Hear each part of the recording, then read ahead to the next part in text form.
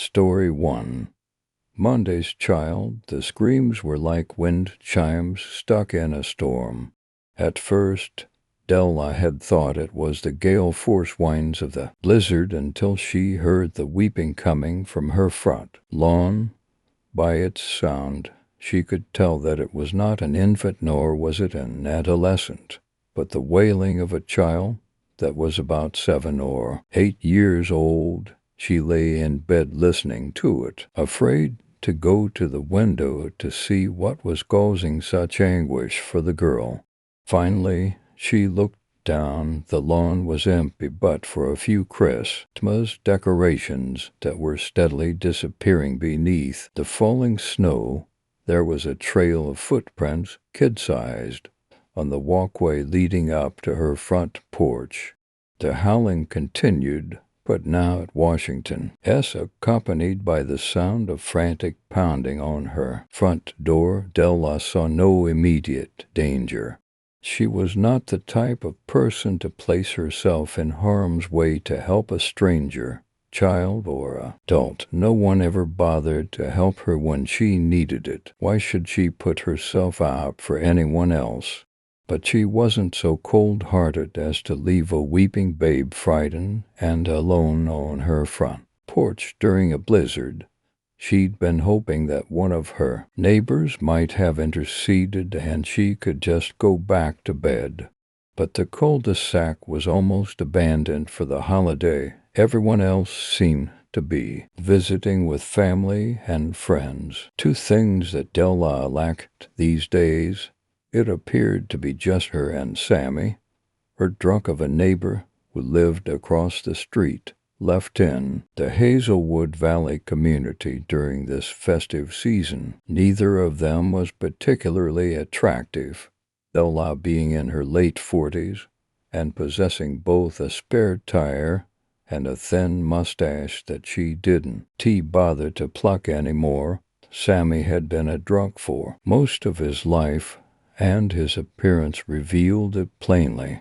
Sporting a beer gut and a perpetually red face, he still found his way into Della's bed on the occasions that she was feeling particularly lonely. She wished that she had invited him over earlier that night for a little Christmas Eve celebration. He wasn't all that great in the sack, nor was he much of a conversationalist, especially after a few Boilermakers. He was a quiet man when he was sober, and drinking seemed to quiet him to the point of silence and often umber, but she would feel more at ease having someone else answer the door just as well, Della thought to herself. If he could manage to sleep through all that screaming, then what help would he be? Here and now, she would just have to take care of the kid on her own. As she opened her door, Della was assaulted by a burst of frigid air. The biting ice and snow slashed across her face, a sensation so intensely raw that it burned on impact. Blinded momentarily, she half expected to be plowed over by the child if the sound of her crying was anything to go by, but nothing happened. Della's vision was blurred, her eyes running as a result of the harsh breezes that assaulted her. She wiped at them fiercely and finally managed to regain her sight. What she saw before her gave her goosebumps more fervent than any Arctic blast ever could. On the porch, a small, almost gnome-like girl sat crouching against the doorway. The child wasn't dressed at all for the weather. She donned a short-sleeved white cotton dress decorated with holly leaves and berries, barefooted and wearing no jacket. She was shockingly sallow, no doubt from the cold, squall-like winds that continued to assault Her beautiful pale face was accentuated by two pools of ice-blue eyes. The girl reminded Della of that nursery rhyme she used to like as a kid. Monday's child is fair of face. She recalled gazing upon the poor little darling at her doorstep. But despite her angelic beauty, the sight of the girl was enough to make Della's stomach churn with anxiety and terror. The little girl's pigtailed blonde hair was striped with blood, her alabaster cheeks smeared with it, as was her festive clothing. Streaks of blood on her face had been mottled from streams of tears that continue to cascade down her weary face. The cries stopped the moment that Della had taken notice of her. She stared at the middle-aged woman, her baby blues glassy and slidal. Why, bloodshot from all the weeping, Della had been so shocked by the child's appearance that she'd lost the ability to react. She stood staring at her, mouth wide open, hands wringing nervous. "Sly, please, may I come in?" the little girl asked sweetly. "I need help." The strangled soft voice seemed to reach Della through her state of consternation, and she was finally able to find "Our voice, of course, you can come in, sweetheart," she cooed as she lifted the small child into her arms and hauled her into the house. As she carried her into the dimly lit living room, Della kicked the door shut with a bunny slippered foot, then placed her down on the tattered old sofa. "Let me call the police so that we can help you, darling," she suggested. "No." The child's sudden outcry startled Della, causing her to drop the phone to the floor. "Please, ma'am. Please let me get warm first. I'm so cold." The tone in her voice broke Della's heart. She could afford a few minutes to allow her to warm up. The child didn't seem too badly injured from what she could tell, and if she were honest with herself, she was happy to have the company. "Okay, we'll wait. Let me get you a blanket and some hot chocolate, honey. You are completely safe here with me. I want you to know that," Della assured her. "But in a few minutes, I'll need you to tell me what happened. I'll give you some time to get your bearings." "Thank you, ma'am," the little girl replied delicately. "Please call me Della," she requested, smiling warmly at the girl in an effort to put her mind at ease. "My name is Christabel," the child said through chattering teeth. Della made quick work of wrapping Christabel in a blanket and proffering her an enormous serving of hot chocolate. She hadn't bothered with the marshmallows, thinking that they would only slow down the warming process for her unexpected visitor.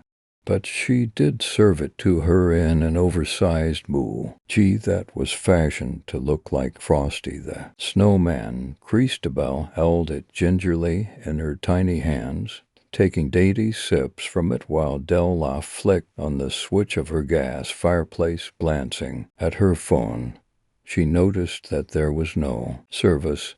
This storm seemed to be causing a great deal of trouble tonight. She was glad, for it meant that she had a little extra time with Aneth. A human being, was she really that selfish? She wondered, had she become so greedy for pleasant human interaction that she was happy for the inability to call the police to assist an injured kid? She tried not to think about it. "That's better, isn't it?" she asked Christabel. "Much better. Thank you, Miss Della." Noticing that the child seemed more comfortable around her now, she posed her question gently, hoping that it wouldn't alarm her. "Christabel, would you mind if I looked you over, just to make sure that you aren't hurt badly?"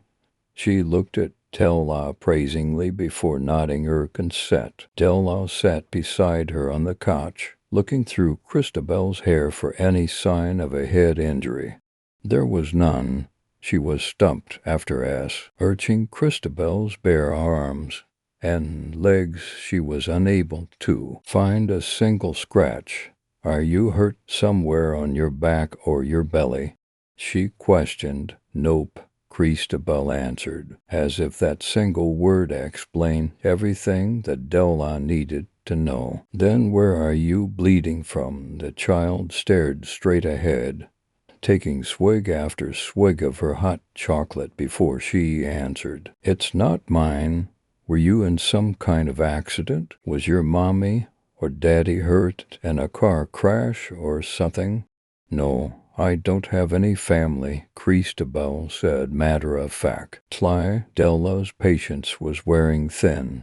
She enjoyed having someone to talk to, but not when every question that she asked was answered without actually being answered. Then where did all that blood come from? The man across the street, Christabel responded. I'm pretty sure he's dead by now. Della's breath hitched. Sammy wasn't that great of a companion, but she ever wanted to see anything bad happen to him. Knowing him, he'd probably gotten into his bottle of Christmas cheer earlier than usual and fallen down the concrete steps of his so-called wine cellar. Maybe he was only hurt. How do you know that? Because I killed him, the little girl confessed. Della's blood ran cold. For the second time tonight, she found herself unable to respond to the horror that had been placed at her feet. This child couldn't know what she was saying. Maybe she was a relative of Sammy's and had stumbled upon him after he'd taken a bad fall. That had to be it. She must be in shock. Christabel continued to stare into the distance and drank her hot chocolate. You don't mean that, Christabel? Yes, I do. She drained the last of her drink. That's good stuff. Not what I'm used to drinking, but tasty all the same. She tossed the blanket over the back of the couch and stretched before looking Della in the eye. It was nice of you to invite me in, she began. It's so hard to find people who are willing to open their doors to a stranger on Christmas Eve. They're normally busy with their families. Della pushed herself backward on the couch, confused and disconcerted by the adult quality that Christabel's voice had taken. You know, you and Sammy were the only ones here tonight. Too bad you weren't spending the evening together. That would have made things so much easier, she continued. But good meals often take time and preparation, wouldn't you agree, Della? Della shrieked in utter panic as Christabel's T.O.P. canine teeth elongated right before her eyes as she struggled to get up. The child let out a ferocious snarl. Quick as lightning she was on her, draining every drop of blood from her portly little body. As the last of her life bled out of her, Della was filled with different emotions: surprise, fear, but above all else a sense of gratitude that her miserable life would soon be coming to an end, and she was thankful that she didn't have to spend another Christmas alone. Most vampires fed on any human they could find, but in her eyes Christabel performed a service. She only fed on the lonely ones who were beyond all hope. She'd watched them from a distance and studied their patterns. Many of them were self-destructive drunks anyway, like Sammy across the lane. Others were suicidal or prayed for a release from the loneliness, like poor Della, who was lying on the floor. Poor Della, who proved that, alas, no good deed goes unpunished. Christabel, in her own way, was helping them by putting them out of their misery, and if it meant that she got a nice hot meal in the process, then all the better. Licking the last of the blood from her lips, Christabel raided the kitchen. On her way out, she stuffed all of Della's hot chocolate packets into her dress pockets. They'd make a fantastic dessert after she finished up her dinner in the next town over.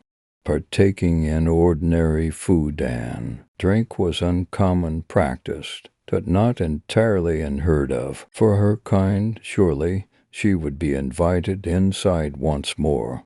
They always invited her in, the lonely hearts, especially at Christmas time. Story 2. Bennett's exorcism. Our church is no more. Our arrogance and ignorance brought forth our destruction. We are all that's left of the once glorious church. Christianity now relies on us to survive. Story 3. Rising waters. Oster sat at the aged wooden desk, pulling out his weathered journal. He placed it down, then reached back into his satchel and retrieved his oaken fountain pen. The pages fluttered like wings between his fingers as he flipped to his next entry. He dated the first line. The pen flowed effortlessly from one number to the next, an extension of himself. Underneath the date he signed his name. His thoughts began to cascade, and he struck the blank slate with black ink. England, November 4th, 1856. Dr. Oster Crowley. This lodging is horrid. My room is cramped, and each corner infested with webs and dead spiders, not to mention the stench that still lingers, a mixture of adultery and feces. I'm the only one sleeping here tonight. The other room is vacant of furniture and customers. The fat lady downstairs, however, the one who let me the room, seems nice enough, yet she's off, like the rest of the inhabitants of Bodford. Although I'm looking forward to my findings, I'm unsure where to start. He lifted the pen. For once, his thoughts fought back. The woman below still stirred in the looming night. She wheezed and whispered to herself on beneath the splintered floorboards. Her speech wasn't English, and it sounded like a jumble of sounds, forcefully mashed together. Every now and then she would stop, however.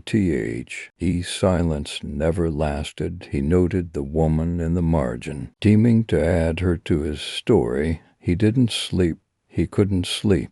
An unnerving combination of not finishing his entry and the Estrin GED woman. Obviously, the two were linked. One could not have happened without the other. Most of the night he spent at the desk, chain smoking to calm his nerves, too afraid to lay in the festering bed. Nobody had heard of this place, this town, until recently. A few missing persons, and suddenly it's in all the headlines of prominent newspapers. 3 brothers missing after stealing horses. Horse thieves still missing after 11 days. He wrote the latter, and in doing so, his company sent him to figure out what happened to the trio. A witness found the horse remains a few days ago, scattered throughout town at different landmarks, the church, lodge, and various other houses. They were torn apart, limbs violently ripped from their bodies. The head and mane of one lay mangled and melted into the cobblestone outside the church, while the hind legs of another accompanied it.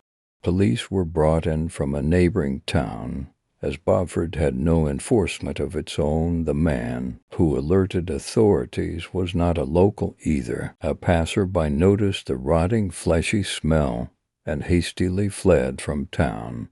Oster spent the morning tiredly asking what few locals there were about the incident. There were more abandoned houses than there were people. Those he managed to find all answered in the same abrasive tone. They even looked similar, pale faces, long matted hair, wet. Though they knew nothing, they still avoided the questions and changed the subject. In the report the police had written, the man who found the horses hadn't seen anyone outside. An entire town indoors wouldn't turn a profit. Yet when Oster asked They said they were tending the docks and sowing their gardens. He didn't recall seeing a garden. Oster returned to the lodge before noon to document his findings. He took a final pull from his dart before dropping it to the street. He opened the heavy door, and the woman awkwardly greeted him, his eyes fixated on the flickering candle and the counter in front of her, dancing in the dark, but quickly returned his gaze. She smiled at him through clenched teeth with strange energy he didn't have. How could she have the fortitude to neglect sleep and still be lively? "Did you find what you're looking for?" she asked. "Unfortunately not," Oster said. "Do you mind if I ask, yo?" She cut him off. "Have a nice sleep, dear," then stood and waddled away to the back room. Odd, he made a mental note of it. The steps groaned under his feet as he ascended the dingy stairwell. Along the upstairs walls hung deteriorating oil paintings, which he hadn't seen in the dark of his arrival the night prior. Images of cracking ships sinking into the depths below, outlined by chipped frames. In between the painting, these were portraits of older men hanging at different levels. Oster moved closer to the older company. A ghostly white face with fading black eyes. Upon closer inspection, he noticed the portrait bore a word, apostate, scrawled in red ink. The others had the word as well. Underneath him something jostled, followed by the sound of shattering. The movement sounded too quick for a woman of her size. He rushed to the stairs, skipping down to it. He turned the corner at the bottom. The woman had disappeared. The candle waved to him. "Hello," he called out. Silence answered. He spotted a broken dish on the floor behind the counter. He called again, his voice hanging in the dim candlelit room. Only silence. His inner detective piqued its interest. Surely she would return. The people here seemed to loiter indoors. Perhaps she went out to clean the sheets. No, the sheets had never been cleaned. He sighed and placed his satchel on the counter and walked around. He stepped onto a rectangular carpet, which weightily squished under his leather shoes. As he stood, the carpet stink flooded the room, stinging his nostrils with a rotten, sour smell. He shuddered, moving his hand to cover his nose. That would explain the lack of chamber pots and smell of urine and feces, he thought. He edged forwards toward the broken dish and bent down to investigate the china shattered into fragments, jutting out in equal distances around the center, forming an almost perfect circle. He picked up one of the larger and thicker shards, feeling it, smooth to the touch and cold, in fact, freezing. His mind raced. The dish wasn't knocked off. It was dropped. For it to have shattered in a circular pattern, it had to have fallen vertically, not to mention it lay shattered in the middle of the carpet, away from the counter or shelves. He rose, looking around for something else to test. He spotted an identical stack of dishes, disorderly, stacked on a shelf. He reached for one and proceeded to drop it from head height. It hit the swampy carpet, which broke its fall, bouncing as it hit. It cracked slightly, but did not break. Perhaps the broken dish was chilled to force it into shattering, causing the noise. The dish was broken on purpose, meant to be found. He thought of the story he'd write and publicity he'd gain. Oster rummaged through the back room for signs of where she'd gone. He studied the crowded bookshelves with inquisitive hands. Tomes turned brittle and scrolls crumbled from his touch. He wished to stew to them However, they clearly wouldn't make the journey. Why would something so ancient be hiding here? He discarded the thought and kept searching, wandering back to the urine-drowned carpet. It felt like mud under his feet as he stepped back on, causing a spongy sound to bubble in his ears. He paced, each squish rooting deeper and deeper into his mind. The warm smell burrowed far into his nose. He was about to step back onto the floorboards, but the mushy carpet lost its buoyancy. Oster patted his feet on the rug, quickly losing its marshland facade. He grabbed the candle tray from the counter to closer inspect the tapestry. He knocked on the dryness with his free hand, chafing his knuckles on the fibers. It sounded hollow. Oster grabbed the corner and flipped it up, revealing a trapdoor. The dark wooden hatch differed in color and hadn't been an initial part of the construction. The floor around it had been hacked away to make room for the addition. He grasped the metal rung, chilling his hand as he began to pull. It croaked open. A stream of wind blasted from the hole. The hatch snapped open, knocking him back onto the wet carpet. He put his hands out for support, dropping the candle. The room went black. Only wisps of light from the closed curtains lived to cut through the dusty dark. He froze. Whispers born from the stagnant shadows slithered into his ears. The words hissed, chaotic and agitated phrases, the same jumbled speech the woman spoke. He caught himself breathing heavily. For once he feared writing a story, as the sinister whispers invoked hallucinations. Inky demonic bodies clambered from the hole to heave him into twilight. Blackness dripped from their twisted and malformed appendages, tinting the floor ebony. He furiously swatted at the air, dispelling the false phantoms. Briefly his sanity returned, and the noises retreated to slumber.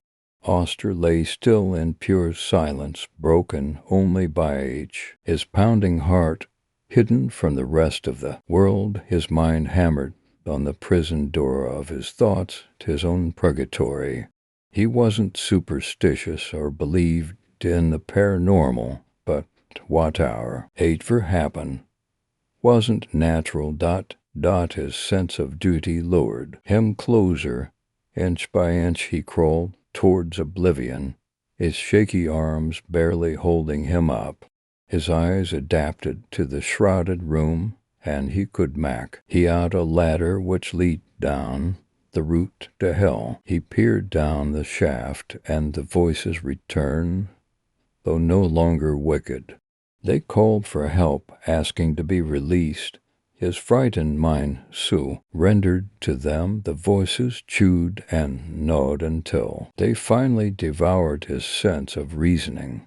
He found the candle, then reached for his matches in his pants pocket. The fire erupted with life as he struck the match on the craggy side of the box. He held it to the candle, re-illuminating the room. Oster clutched the faint star, holding it over the hole in the sea of black. He knelt beside the hatch and placed his foot on the first rung. The light guided him as he started his descent. Soul turned to stone and thoughts turned to memories. The voices grew louder. Whispers turned screams, and visions turned to reality. His feet touched the stony ground.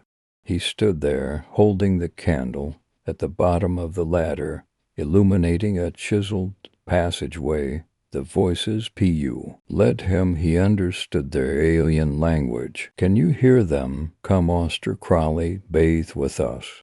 The croaked words gnarled through his head.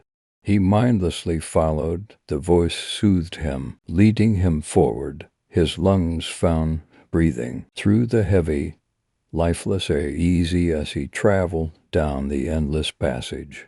He trekked into an ankle-deep, watery cavern. lit by torches fastened and stalagmites. He froze in the frigid water. Deeper, it called again. He obeyed, wading further into the fathomless dark.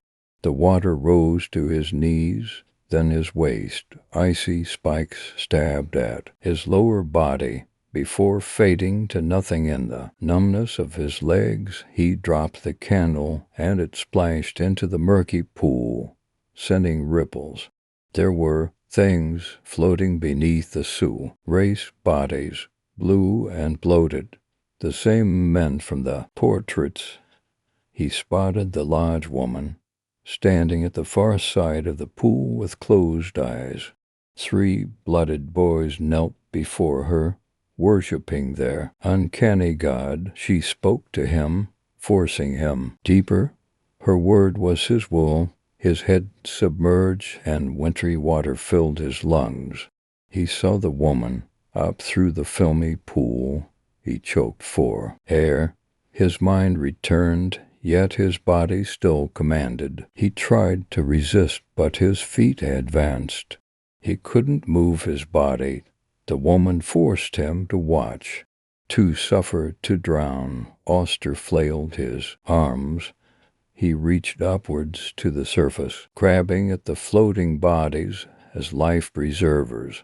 His hands slipped from their dangling waxy arms.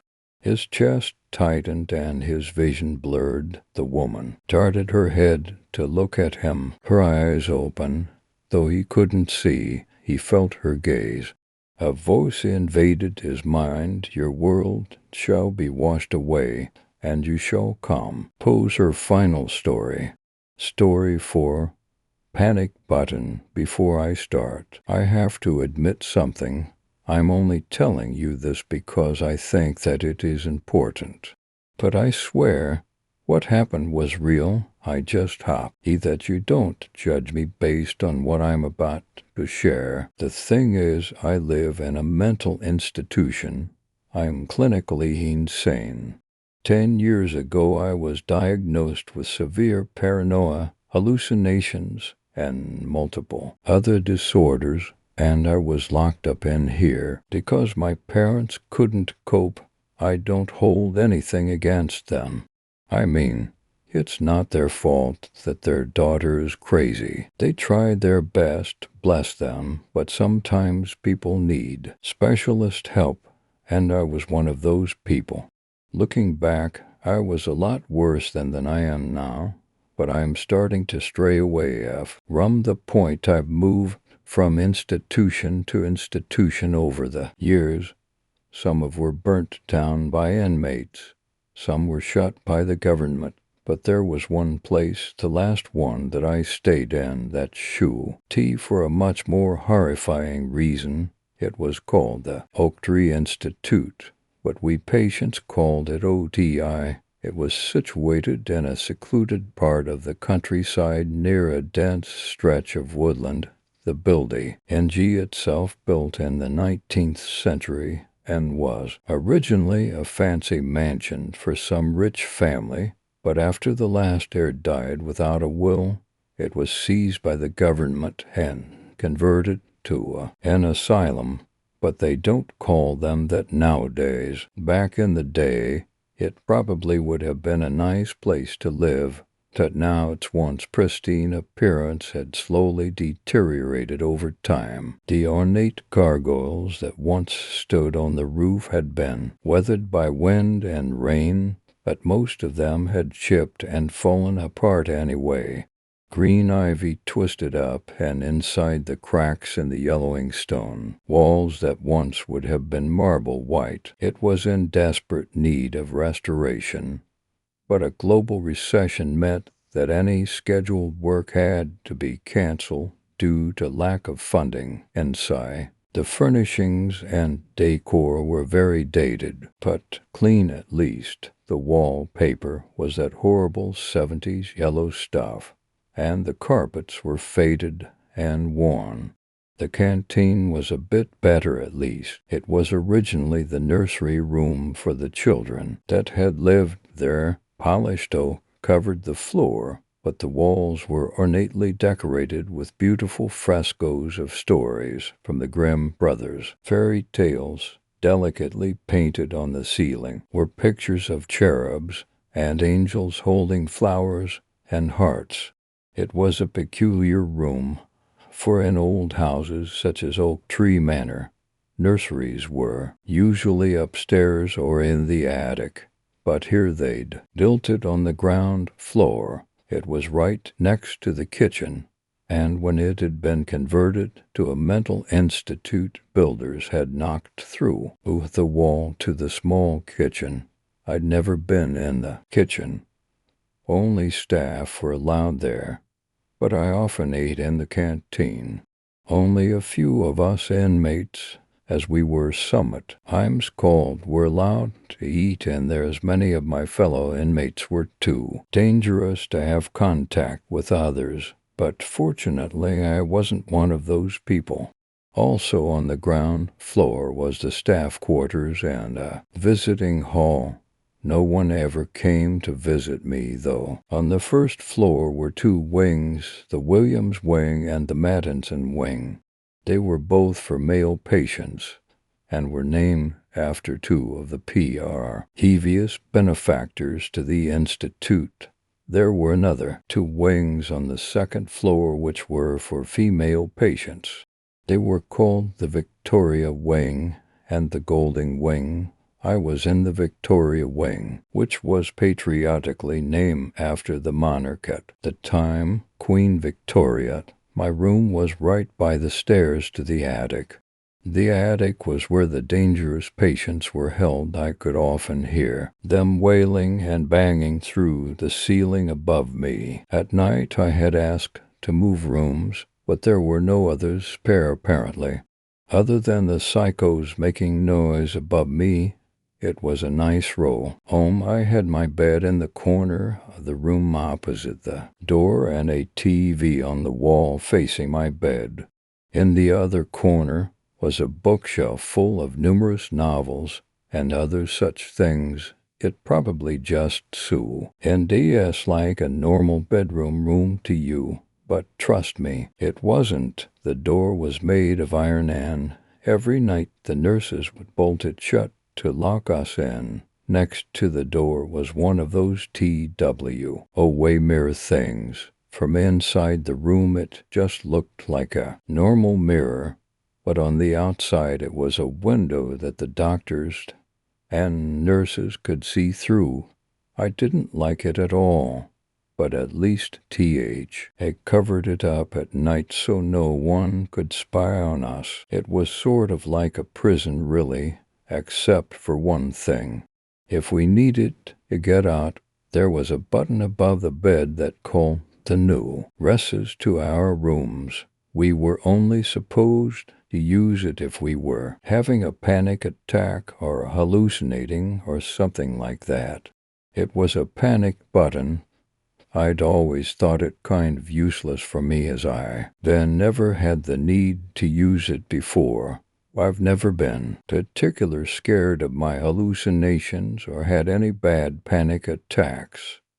But there was one night that changed my opinion of that button forever. It was particularly stormy that night, and the howling winds and battering rain made the old house creak and sway. I decided to stay in my room and read a little. That night I'd chosen Alice in Wonderland. It's not a particularly difficult to read book, but rumbles of thunder and cracks of lightning hindered me from becoming fully immersed to the point where I eventually gave up, and I settled down in bed. As I was tired, I drifted off almost immediately, though, since I'm a light sleeper. I kept being awoken by random noises and the wails of the crazies upstairs. I know it may seem a bit off for me of all people to mock others and their mental health ailments, but if you've been locked away for as long as I have, you'd become mean too. But I digress. Allow me to continue to bore with the seemingly unnecessary details of that night. After the wails of the criminally insane Bubby finally desisted, I managed to sleep for another 2 hours before I was next woken up. It was the night nurse locking and bolting the door. An uneasy feeling arose in my stomach from anxiety and paranoia that prevented me from returning to the world of sleep. I lay awake for several hours, left alone to my empty thoughts and the storm raging outside. I found the echoes of raindrops vaguely comforting for some reason. The noises were consistent, unlike the other noises that I heard in the night. The monotony of the pitter-pattering sent me into an almost hypnotized state. They've done studies on that, you know. Volunteers were strapped to chairs and were blasted with sequenced lights and radio static. These stimulants seem to induce a sleep-like phase on the subjects, and I suppose that was what happened to me that night. It didn't feel like normal sleep. As almost as if I was semi-conscious, yet the telltale dreamlike elements were still there.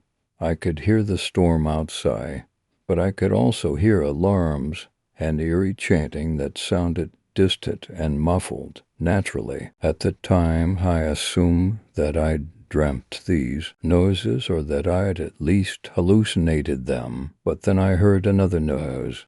It was a sharp, loud noise that drew me to wakeness. There was an urgency in the noise that set off warning bells in my head. When I was finally fully conscious, I managed to decipher the sound. It was tapping.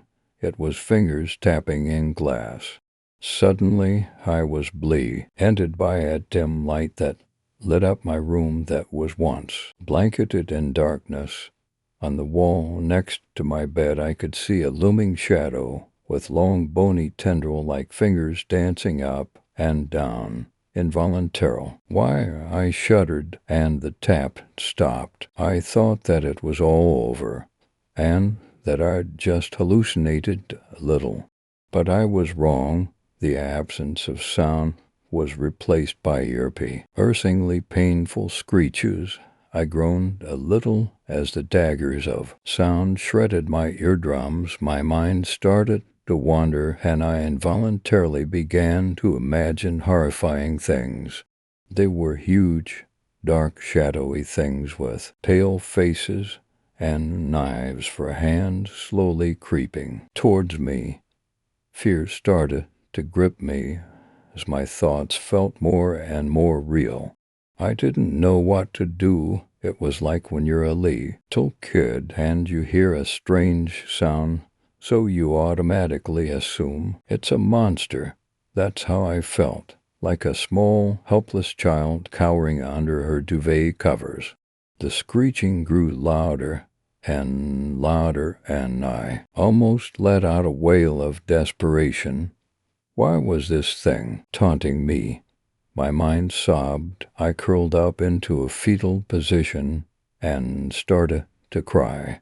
I felt utterly hysterical, but then something snapped. Inside of me, a voice of reason whispered amongst the swelling masses of terrible thoughts. "You're hallucinating," I thought to myself. Then it didn't seem so bad as the panicked part of me slowly drifted away. I felt a slight pride as I rolled over in bed, no longer afraid of the hallucinations that had haunted me. Something was still troubling me, though. It was the light that had casted shadows in my walls. Now, I'm not afraid of light, of course, but it was where the light was coming from that made my blood run cold. The mirror, the two-way mirror, it had been tampered with so that I could see the other side. Pressed up against the glass was a sickly gray face on a bald, misshapen head. Its eyes were bulbous and bloodshot and had a terrifying gleam to them below That was its mouth with triangle-shaped teeth stained a worrying shade of red. The thing snarled at me with a smile. It was enjoying watching me suffer. It slowly lifted a hand and head to tap its long, yellowing fingernails against the glass. I couldn't breathe. I literally froze. I was panic-stricken, and the only way to cope with the emotions I felt was to wail loudly, in the hope that someone would come and help me. I wanted to hide, to get away from it, but I couldn't take my eyes off it. I thought that if I even blinked for a second, it would get me. As I slowly moved my hand from out of the covers, the creature bared its teeth at me and hissed, causing me to recoil in terror.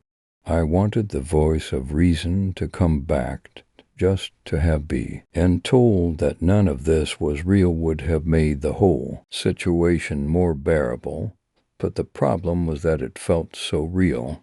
I lifted my arm out again and slowly reached up to the panic button. I was sure that the moment I pressed it, everything would be okay. As I posed my arm to push it, I noticed the creature grin.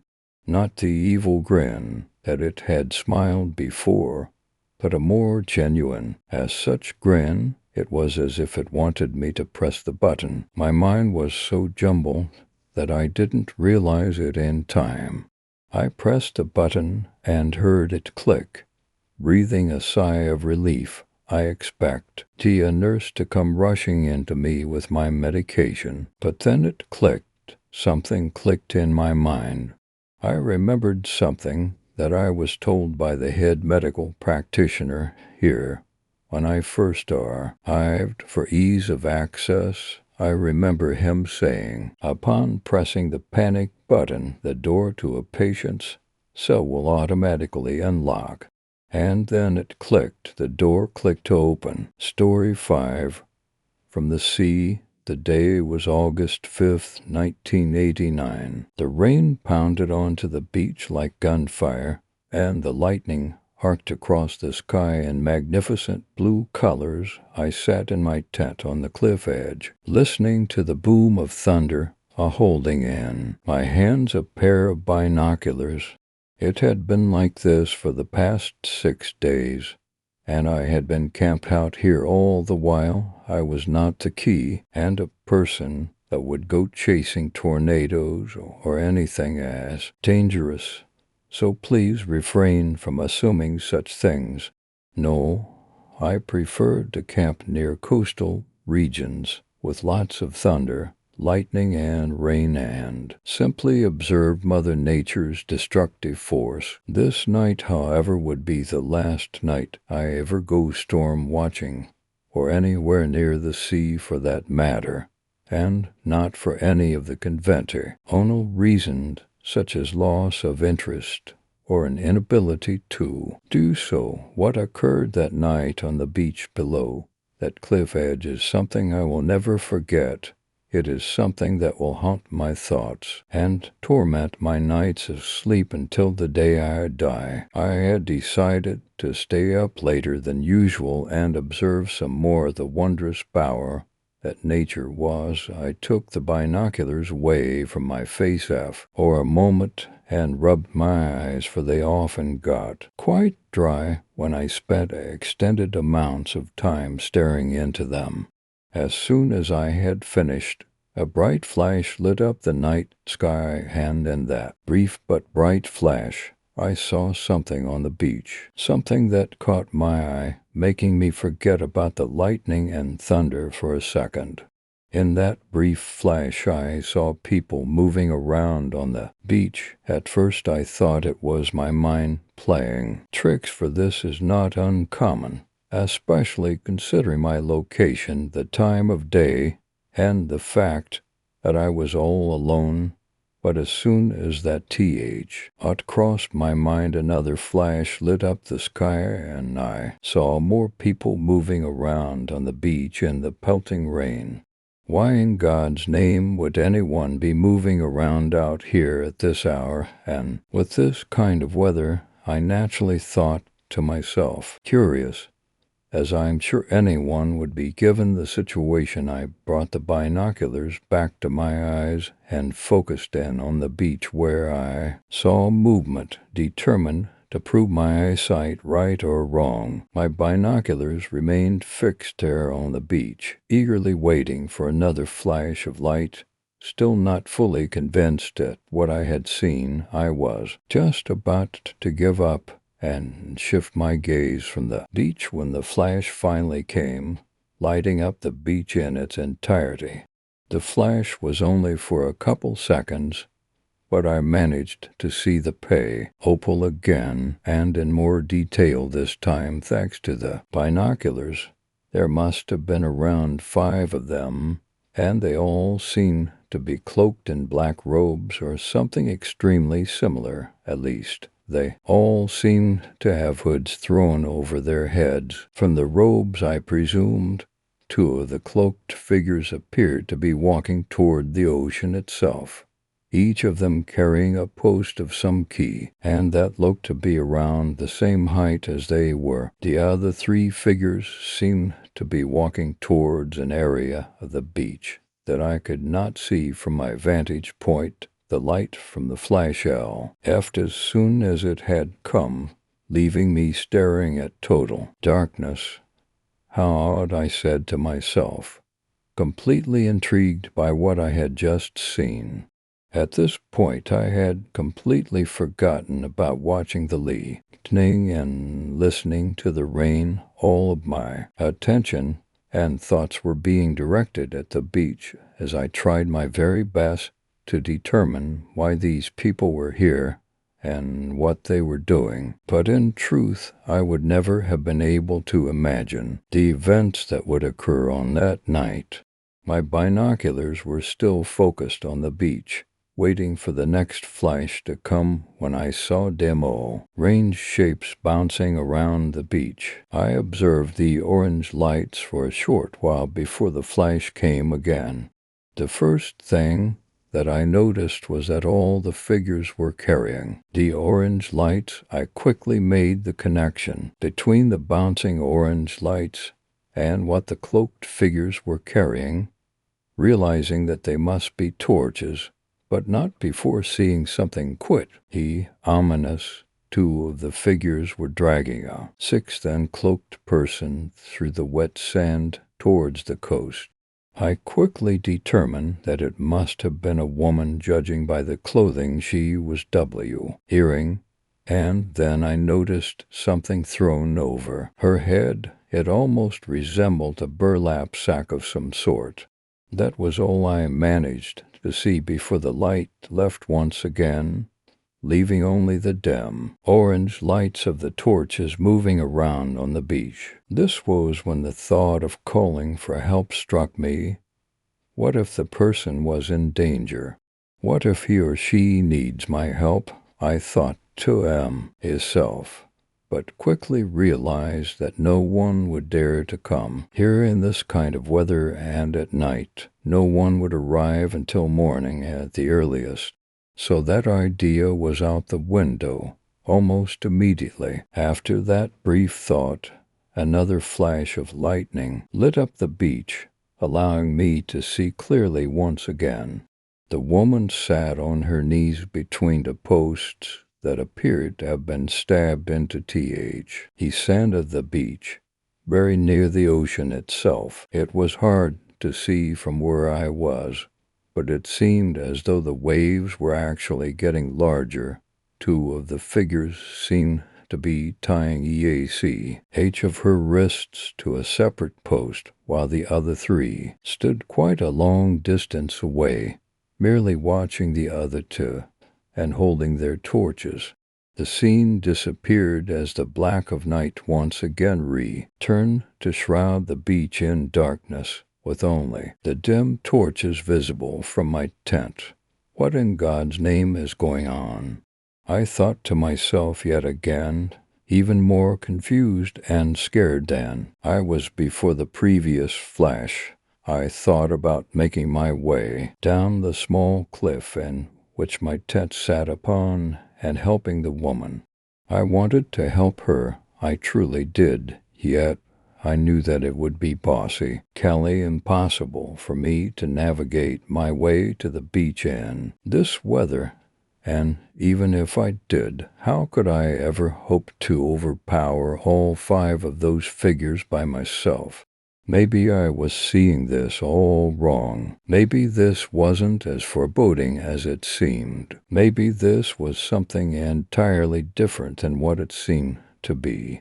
I thought to myself as I sat in my cold, dark tent, but I knew somewhere in the back of my mind that this was not the case. Regardless of whether the situation was as it seemed or not, I was alone, and there was nothing I could do but observe and hope that this would end okay. My binoculars remained focused on the beach, ready for the next flash. I hoped against hope that what it revealed would be far less sinister than what had been revealed before. But I somehow knew, even before the flash, that it would not be. Suddenly the flash came, light flooded the beach, and what I saw was very similar to what I had seen before. The woman's arms hung above her head, and she sat on her knees with her head down. I quickly noticed that her wrists were tied to the top of the posts, judging by the position she was sitting in and the way her arms were outstretched. All 5 of the cloaked figures stood some distance away from the woman, holding their torches. They all just seemed to be motionless. They were just staring at her, the light vanished, and I was staring into darkness once again. Then I began to feel something strange. A rumbling ran through my body. It did not come from my body. No, it seemed to be coming directly from the earth itself. I took my binoculars away from my face as I tried to determine the source, completely forgetting about the beach for a moment. The rumbling became a shaking as it became stronger. At first I assumed that it was an earthquake, but then the flash came again, and what I saw made me realize that this was no earthquake. The flash came suddenly and seemed brighter than the other flashes. As soon as the light flooded the beach, I saw it, even without my binoculars. Its size made it nearly impossible not to see when that flash came. Initially, I was confused by what I was looking at, but it barely took me a second to realize what it was. A large, humanoid figure stood upright in the ocean water. The flash only came for a few seconds, so I could only make out so many details on the figure. But what I did manage to see in that short time was that its arms ended in a mass of tentacles and that it appeared to be reaching down towards the shore. Here the woman was. Its body was glimmering as if it were soaking wet, and its skin seemed to be bleeding a black liquid from various pores in its body. As the light left the shore, a loud roar sounded from the beach. The roar seemed to shake the earth itself, and I could feel it as it vibrated through my own organs.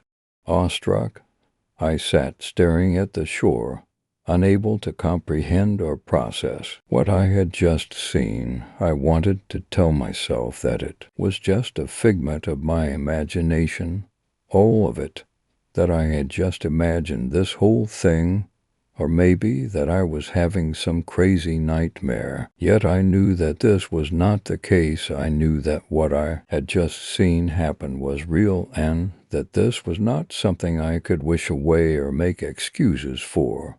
This was real. As I fell deeper and deeper into my thoughts of what I had just seen, another flash came. The beach was completely empty except for one thing. A broken post partially sticking in the sand. Sleep never found me that night. There was too much fear and horror to even hope for the slightest second of sleep. I wanted to just pack up and leave that night and forget this entire ordeal had ever occurred, but I could not. It was too dangerous, not to mention how fearful I was to even step outside of my tent, because as frail as that tent was compared to that beast, I still felt some sort of security inside of it, like a false sense of safety. The morning came slowly, and it wasn't until daylight flooded the entire area that I felt safe enough to step outside of my tent. I left the coast as soon as I could and have never been within 200 feet of an ocean since. I kept telling myself it was a nightmare, that none of it was real. But I knew in the back of my mind all the while that what happened to me was real. I have carried the horror of what I've seen with me ever since that horrible night. I never told a soul, not even my wife, but I can have healed my memory slipping in my old age, and as much as I would like to merely forget what happened to me, I know that there must be some record of what happened that night, which is why I convey this story to you, whoever you are. Whether you believe what I have said to be true or not, please just don't forget what I have told you. Be wary of the ocean. Be wary of the thing that came from the sea. Story 6. Do not enter. I was usually the type to stay out of trouble and away from danger, but Jim, on the other hand, was the rebellious type. Usually a long-time friend can persuade you into doing pretty much anything, and Jim was the master when it came to that. Jim and I had been friends since we were 2 years young. Now a decade has passed, and we've stuck by each other's sides since then. We went on adventures just about every day. Sometimes they got us into trouble, but for the most part, Jim respected and understood my play-it-safe way of life. But for some reason I could care less that day. It was as though something possessed me into doing something wrong just for the thrill of it.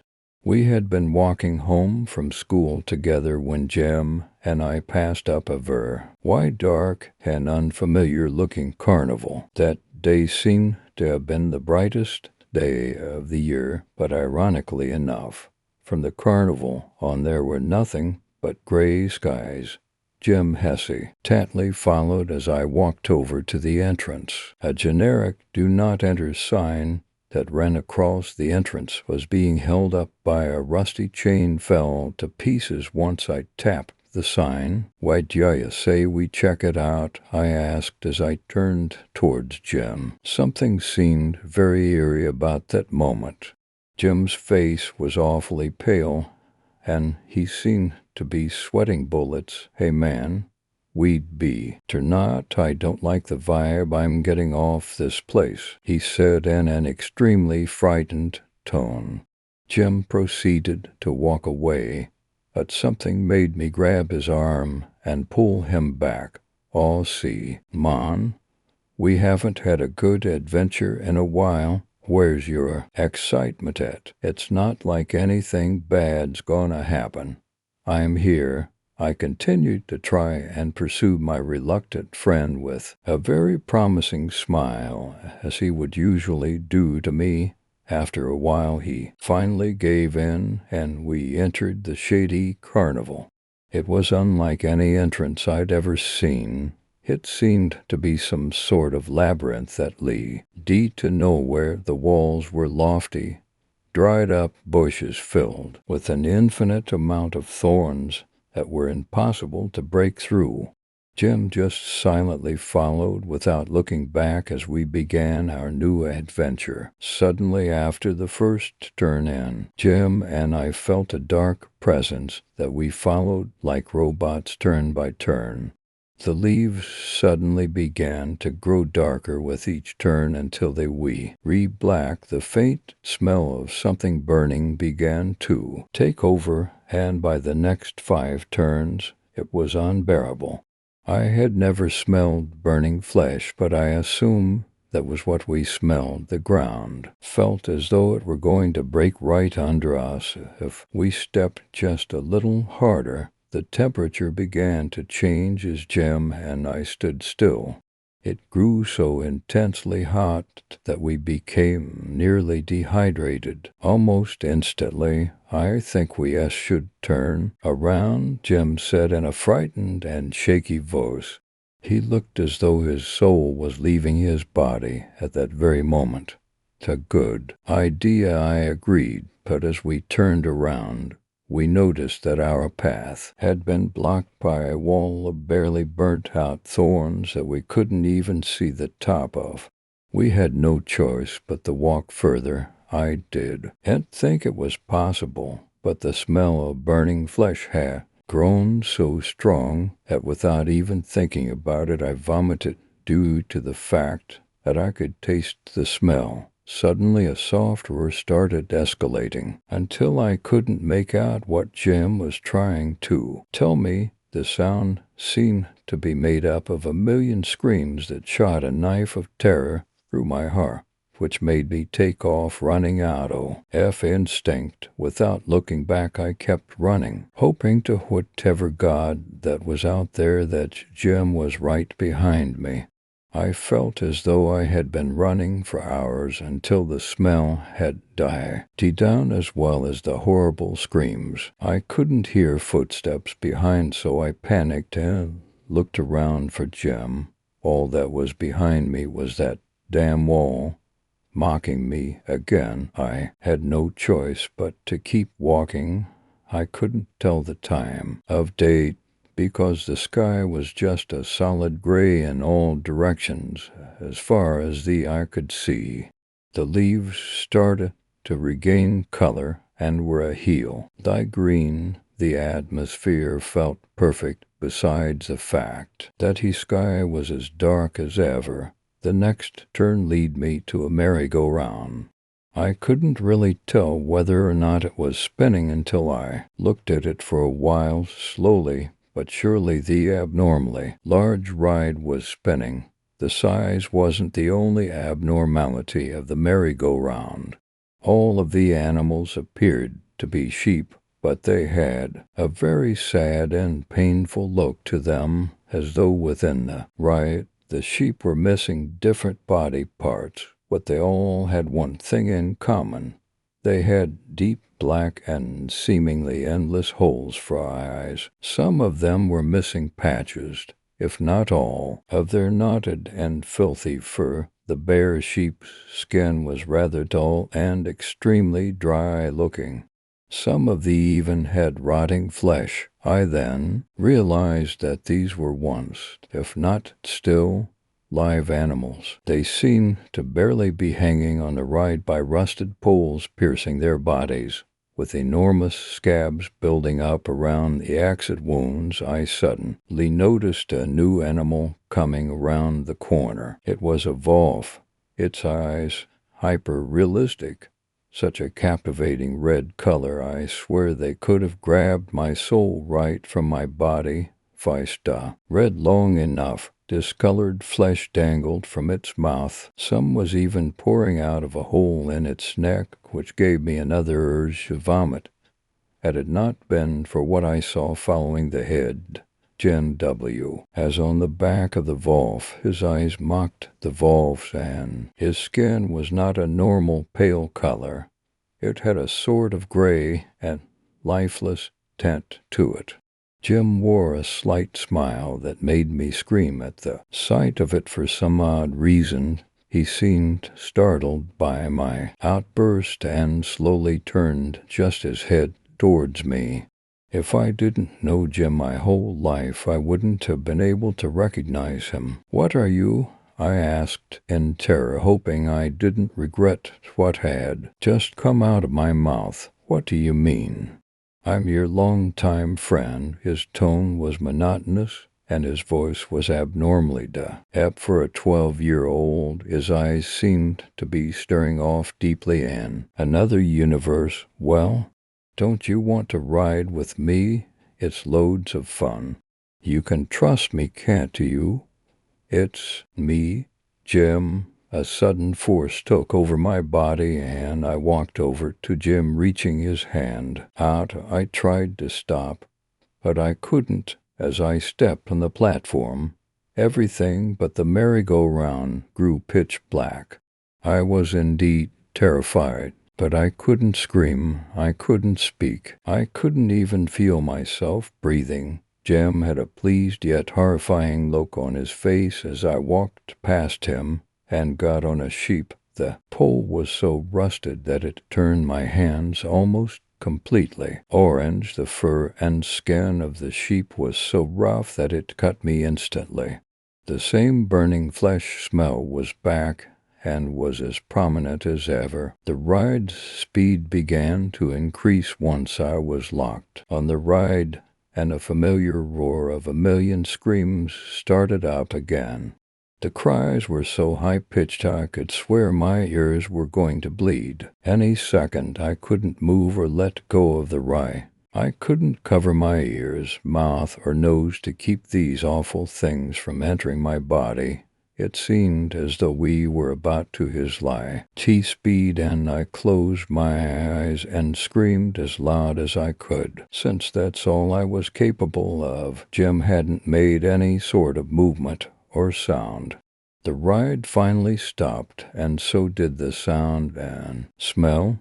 My eyes were still shut, and I had suddenly fallen to the ground. I gained the strength to open my eyes once more, and I saw that I was out of the labyrinth. I sat almost lifeless in the middle of the dirt road right outside of it for hours, until I finally snapped out of whatever shock I was in and ran home faster than I'd ever run before. I tried to tell my parents what I had been through, why I was gone so long, and what had happened to Jim. They just gave me a very concerned look and pointed at the clock. "Sweetheart, this is the time you usually get home from school. And what hour? Oh, is Jim, are you sure you went to school today instead of sleeping all day? You might have dreamt that," my mother said in a very worried tone. Why didn't they believe me? It really happened. Had I been cursed by that damn labyrinth or carnival? Whatever the hell that thing was, what did it do to me? Are you kidding me? I've known Jim my whole life. You guys, even GR, blew up with his parents. I'll take you to his house right now. I screamed so loud that tears began to run down my face. They insisted I had a very realistic dream and left it at that. Something was very off about that moment. I didn't understand why my parents couldn't remember Jim. I bolted out my house and straight to Jim's. His parents had no idea who I was and had never had a son named Jim. They had a 3-year-old daughter named Leela. I couldn't comprehend what exactly was going on or what I was feeling. I just knew that what I just experienced actually happened. I knew that I wasn't making my lifelong friend up. I couldn't have been. I even still had the wounds and rust stains on my, but no one else could see them. Jim, where did you go off? For a few days my parents stopped listening to me. I tried to show them the carnival, but I was the only one that could see it. Not too soon after that, I seemed to be the only one that could see me as well. I tried to talk to my parents, but nothing happened. I stuck around to see if they were even concerned that I wasn't around anymore, but it was as though I had never existed. I even vanished from the family photos. No, remembered neither Jen nor I. I returned to the carnival once more. As I entered my new home, I placed a new "Do Not Enter" sign back up. The next person that comes across it will heed its warning. I finally reached the merry-go-round again. There he was, Jim, still riding the lone wolf. Though there was something different about him, he developed sheep-like features and He looked as though he were rotting from the inside out. I looked into a small mirror on the ride and noticed I looked the same. Jen didn't speak to me. He didn't look at me. He didn't even move. I tried to talk to him, but he couldn't hear me. I couldn't even hear me. I tried to push him off the ride, but I just fell through him. Before I take my place on the ride, I am writing this and sending it off on some balloons that greeted me by the entrance, possibly for this very purpose.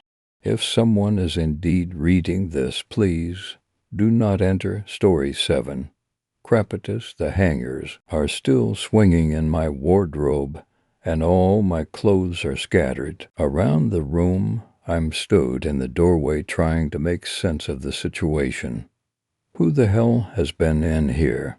There is no sign of a forced entry. The door was locked when I came home, exactly how I left it. I live alone, and I don't have any pets. Moreover, the hangers are moving as if my clothes had been ripped off and just a few moments ago I walk into the room, perplexed and annoyed. I search under the bed. Nothing. Inside the wardrobe. Again, nothing. Under my computer desk. There's no one here. I walk to the window. It's closed. I look out and I can see my driveway below, but I can't see anyone there. Whoever this prankster is, they're gone. I don't know how they got out, but they aren't here now. The clothes are back in my wardrobe. I looked through every room, but I didn't find anything, which I guess is good. But I don't know how they got in or out, and that's what's bothering me. That's why I'm lying awake in my bed at 5 in the morning, my brain whirring. I don't scare easily. It's more that I'm angry because I have no idea how they got in here, let alone why they thought it would be funny to just throw my clothes around like that. At least a robbery is straightforward. It's not hard to understand why someone would break into a house and steal a TV or whatever, but this is different. It's like a bunch of kids got overexcited and started chucking clothes at each other or something. I roll over and something cracks loudly. Probably my back. The changing seesaw. NS must be affecting me more this year. Maybe I'm getting old. I wake for work as usual, get dressed in my nicely creased clothes, and head out. I am in the driveway with my keys in hand, my mind still buzzing from yesterday's weirdness. When I feel a weird tingle in the back of my neck, I turn and look up.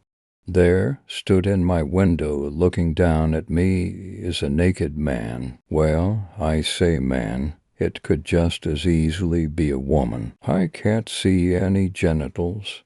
It's just stood there, looking down at me, naked and bald. Their skin is a faded yellow color. It's weird. It looks too tight almost, and I can see every one of its ribs and every bone in its thin, skinny frame. The face is gaunt like a skeleton with hollow cheeks and eyes that are sunken into black sockets. As I stand bewildered, staring up at the thing in my bedroom, it lifts its bony hand in a wave, but it's not right.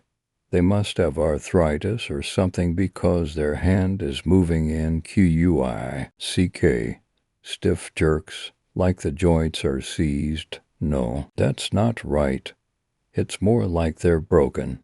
The wrist is bent at an impossible angle, and it seems to snap from side to waves. Then it drops its hand down in that jerky way, turns, and walks back into my room, moving like a man would on broken legs.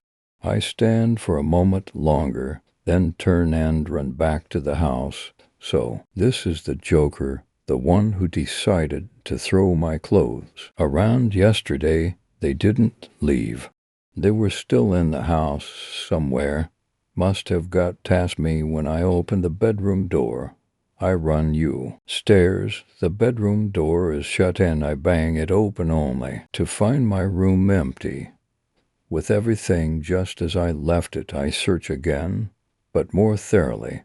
There is nothing under my bed, desk, drawers, nothing in my wardrobe. The room is empty. They must be in another room. I look into every room, searching as thoroughly as a police drug dog, every nook and cranny, and still no sig. And of the intruder, did they get past me again? Another quick search of my room. I'm sweating like a pig, and now I'm late for work. They must have got past me and left. I see, searched everywhere. No way are they still in my house. The old creep probably escaped from a nursing home, all confused, maybe even with dementia. Could be why they messed about with my clothes like that. Weird old fuck. I run out to my car, panting and stressed. I look up to my window. No one there. Good. Maybe they got the hint that I wasn't messing around. Work is normal. Same old boring CRAT. And when I get home, all my clothes are undisturbed, still in the wardrobe, where they should be. I sleep well. My joints are still cracking whenever I change position, but I sleep sound in the knowledge that the intruder has gone. The mystery of the moving clothes is solved. Well, I still don't know how they got in or out, but whatever, they aren't here now, and that's what matters. The morning starts off same as before, but no creased clothes. This time I look sharp. I treat myself to a hearty breakfast, then lock up and get in my car. The engine's running and I'm just about to pull off when I glance up at my bedroom and see it stood in my window just like yesterday. It grins at me, and its grin spreads across its face in the same convulsive way that its arm moved as if it was being manipulated by some manic puppeteer. Its lips crack as it smiles wider, like a mannequin with a frozen expression gone horribly wrong. I stare back and feel a rage bubble up inside. Emmy, the fucking thing, is grinning at me like an obnoxious child. I rip my keys out of the ignition and storm into the house, locking the door behind me. They aren't gonna ghetto. At this time, I tear my house apart, pulling all the furniture away from the walls, swearing under my breath as I go. I move everything out of place, leaving nothing untouched. One room after the other, starting with my bedroom. Somewhere amidst the swearing and searching, I call work, tell them I'm ill and won't be in today.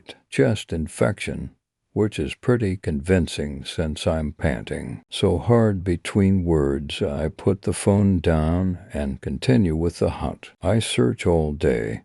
Nothing, no one. Zip, no sign of anyone ever being here. But they were here. I sleep restlessly. Nightmares of figures standing over me, creeping out of the walls and floors. I must have been fidgeting because one of my bones cracks so loudly it wakes me up. It's morning and I feel awful. I get up, but I don't get dressed. I just put my dressing gown on and sit at the kitchen table, running the last few days' events through my mind. Then a thought occurs to me. I go to the front door and open it. Boo. I don't step through. I pause for a moment, then slam it shut. And that's when I hear movement upstairs. I listen as abrupt, spasmodic footsteps move around my room. But it's not just footsteps.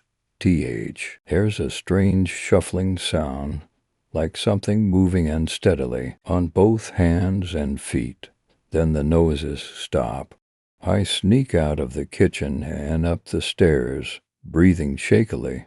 Here they were, here all along, in my fucking bedroom. I approach the closed bedroom door, take a breath, ready to confront the sneaky bastard. My hand grips the round handle. I turn it. But just as the door begins to open, I hear sudden loud thumps and snaps, someone running on broken bones, and the door jams, only slightly ajar. I look up, and in the small opening I see half of a face staring at him. I was wrong. No human looks like this. Its face is tilted forward into a frown as it regards me. My gaze is stuck, locked onto the eye looking back. The eye is in a large black socket with a dark red and yellow iris and tiny black pupil, filled with such intensity and cunning I have never seen before. The eye narrows, as if giving acknowledgment of my sneaky trick. I can't move. Then the creature's eye widens, its black mouth opening to an impossible gape as it lets out a scream that deepens to a deafening roar. The door slams shut against me so hard I am knocked off my feet and down the corridor. I lie on my back, staring at the door. My breath comes in short, sharp gasps, and I can feel sweat dripping off my body. I lie there for a while before I scramble to my feet and stumble downstairs like a drunk. I call the police hurriedly, and then I go outside to wait for them, careful not to go onto my driveway. I don't want to look at the thing ever again.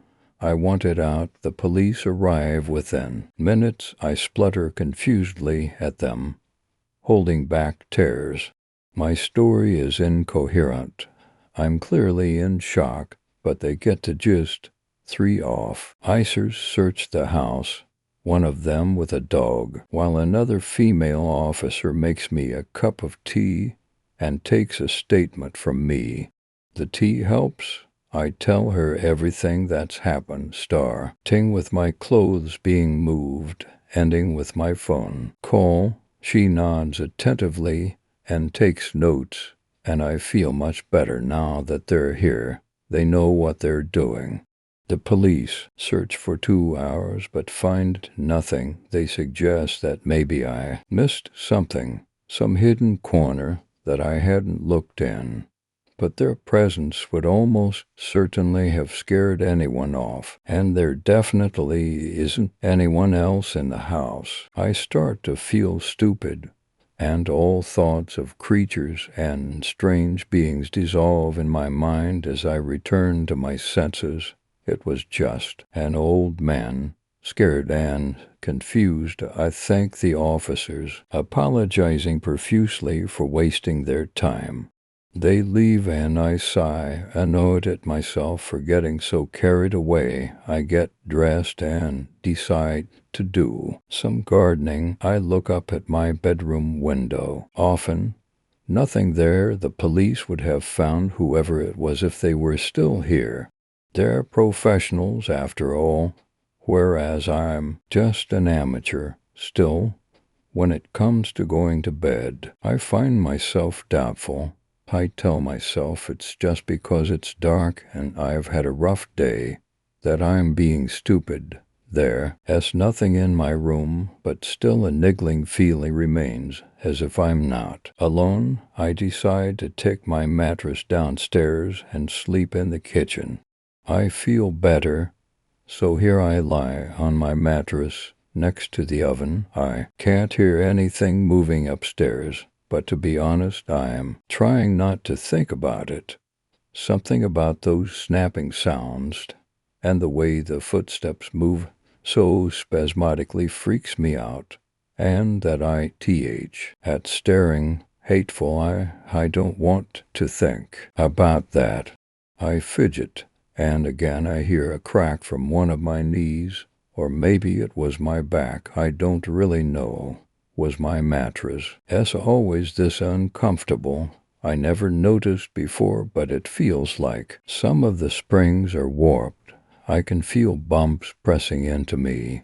I roll onto my side with my head under the pillow and my ear pressed against the mattress, as I move I hear another snap, and it feels like something gives way underneath me slightly, a broken spring. But it didn't feel like that. It felt hard and rigid, and it went suddenly as if it was seize, snap.